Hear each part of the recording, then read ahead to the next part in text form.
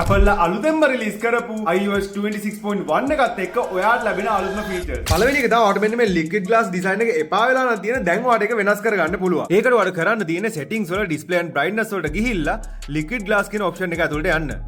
ඊට පස්සේ මෙතන clear ඉඳලා tinted වලට වගේ option එක මාරු කරගන්න. දෙවෙනි එක තමයි ඔයා දැනටමත් දන්නව ඇති phone එක lock screen එකේ තියෙදි මෙහෙම වම් පැත්තට swipe කරලා camera on කරන්න පුළුවන්. phone එක unlock නොකරම ඕනම කෙනෙක්ට කරන්න පුළුවන් හින්දා මේ feature එක සමහරවිට කරදරයක් වෙලත් ඇති. ඒත් මේ අලුත්ම update එකෙන් අපිට ඒක off කරන්න පුළුවන්. ඒකට ඔයා settings වල camera කියන option එකට ගිහිල්ලා පල්ලෙහාටම scroll කරලා මේ lock screen swipe to open camera කියන option එක off කරන්න. දැන් ඔයාට කොච්චර swipe කරත් camera open කරන්න බෑ. ඒ වගේම timers alarms off කරන්න කලින් තිබ්බ ලොකුම ලොකු stop button එක වෙනුවට මේ පාර sliding option එකක් දීලා තියෙනවා. ඒ වගේම number pad එකේ UI එක, photos app එකේ menu එකේ UI එක, video play interface එක වගේ ගොඩාක් අලුත් UI updates බලා ගන්න පුළුවන්. ඉතින් මේ අලුත් update එක ගැන දැනගන්න ඔයාගේ iPhone එකේ තියෙන යාළුවෝ දැම්මම mention කරන් යන්න.